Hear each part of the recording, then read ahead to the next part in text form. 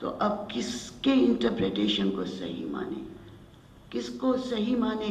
کتنی تفاسیر قرآن کے آج موجود ہیں، ہر تفسیر میں الگ معنی اگر ہو جائیں تو ہم کیا کریں؟ ہماری مشکل کو یہ کہہ کر آسان کیا گیا کہ اگر معنی و مطالب قرآن سمجھنا چاہتے ہو تو آؤ آستانے محمد و آل محمد پر۔ قرآن کے معنی سمجھنا چاہتے ہو تو وارث قرآن کے پاس آؤ، عالم قرآن کے پاس آؤ، ان سے جا کر پوچھو، ان کے آستانے پر جا کر سوال کرو کہ قرآن میں کوثر کے معنی کیا ہیں، کوثر کے معنی کیا ہیں۔ کسی نے صادق آل محمد امام جعفر صادق علیہ السلام سے سوال کیا کہ یا صادق آل محمد بتلائیے کہ جس رسول کو تمام کائنات دے چکا اس کو کوثر دے کر کیا فخر کر رہا ہے، کیوں فخر کر رہا ہے خالق کائنات؟ تو ارشاد ہوا صادق آل محمد کا کہ یہاں کوثر کے معنی میری دادی فاطمۃ الزہرا سلام اللہ، پروردگار عالم نے اپنے حبیب کو کوثر بشکل فاطمہ زہرا عطا کیا ہے۔ دوستو، دو باتیں آپ کے سامنے کروں۔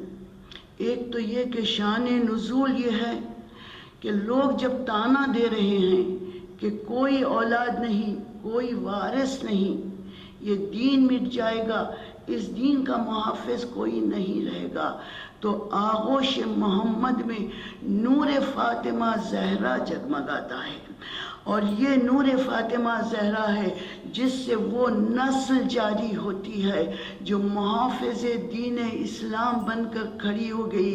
یہ فاطمہ کی اولاد تھی جو کبھی کربلا کے میدان میں اپنا خون بہا کر دین حق کی حفاظت کر رہی ہے، کبھی مشہد تک یہ دین پہنچایا گیا۔ یہ اولاد فاطمہ ہے جو کٹتی رہی، قید خانوں میں بند رہی، لیکن دین حق کی حفاظت کرتی رہی۔ تو شان نزول کے ساتھ اگر یہ بات سمجھنا ہے تو یہ بات کو ماننا پڑے گا کہ کوثر سے مراد ذات فاطمہ زہرا ہے۔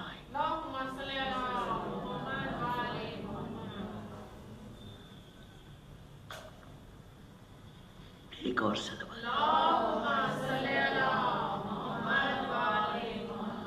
کہ پروردگار نے کہا کہ حبیب رنجیدہ نہ ہونا، غمگین نہ ہونا، ہم تم کو کوثر دیں گے۔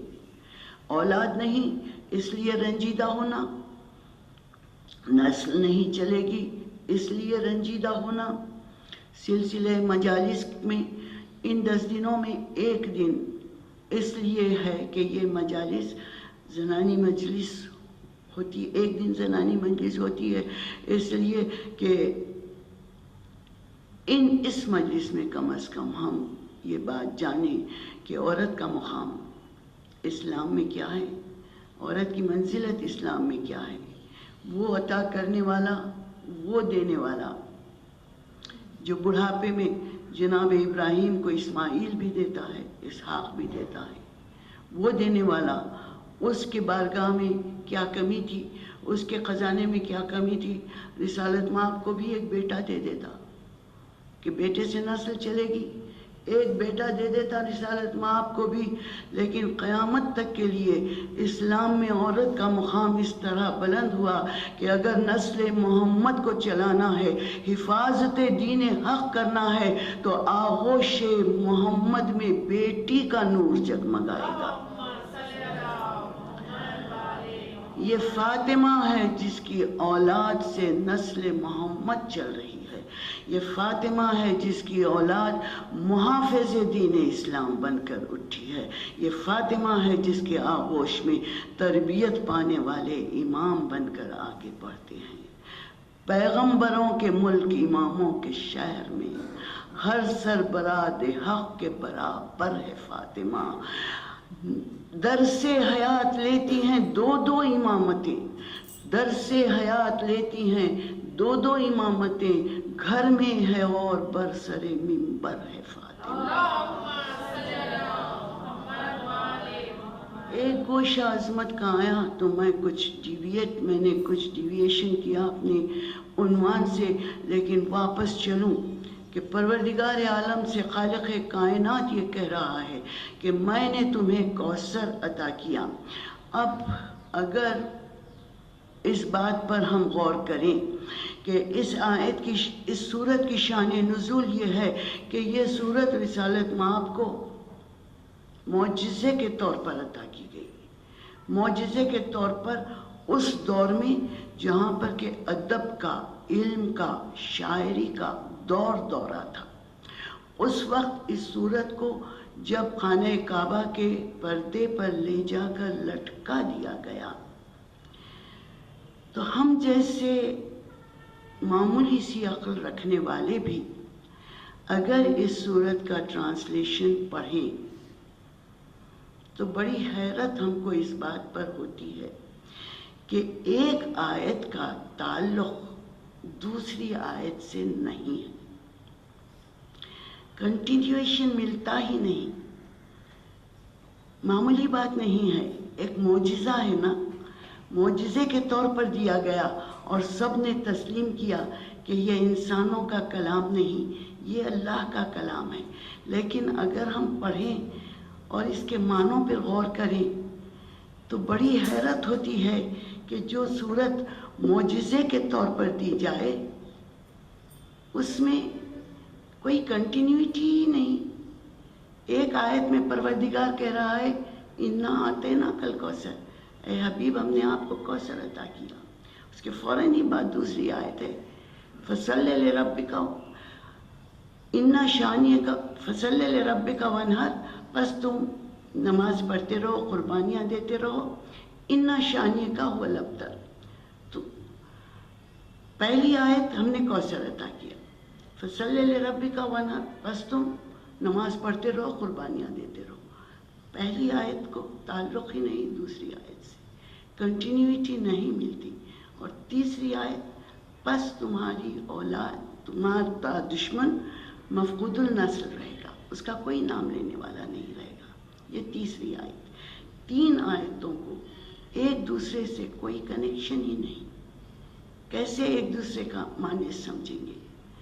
لیکن زبان جل جائے میری اگر میں یہ کہوں کہ قرآن میں عیب ہے، معاذ اللہ،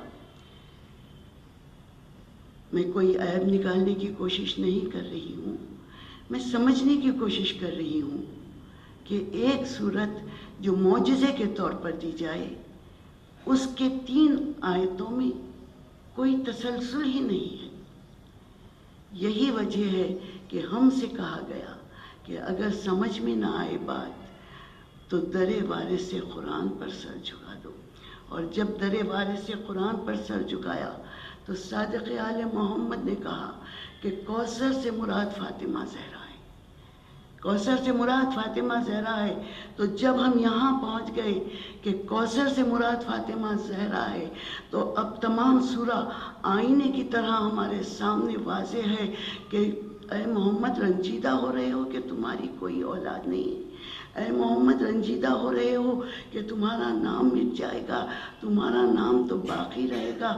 فاطمہ کے ذریعے ہم تم کو فاطمہ دے رہے ہیں، فاطمہ جیسی بیٹی دے رہے ہیں، اور اس پر تم جتنا ناز کرو کم ہے، جتنا فخر کرو کم ہے۔ تمہارے لیے یہ ضروری ہے کہ اس نعمت کو پا کر اللہ کی بارگاہ میں اپنا سر جھکا دو، قربانیاں ہوتی رہیں گی۔ اور پھر ارشاد ہو رہا ہے رب العالمین کا کہ تمہارا دشمن ابتر رہے گا، تمہارا دشمن مفقود النصر رہے گا۔ غور کرنے کی بات ہے، سمجھنے کی بات ہے کہ کوثر دینے سے ابتر ہونے کا، دشمن کے ابتر ہونے کا کیا تعلق ہے۔ لیکن اگر یہ سمجھیں کہ فاطمہ عطا کی جا رہی ہے تو اب معلوم ہوا کہ دشمن محمد بے شک مفقود النسل رہے گا، بے شک ابتر رہے گا۔ لیکن پھر سمجھنے کی بات آ جاتی ہے تو اگر تاریخ اٹھا کر دیکھیں تو اس دور میں محمد کا دشمن کون ہے؟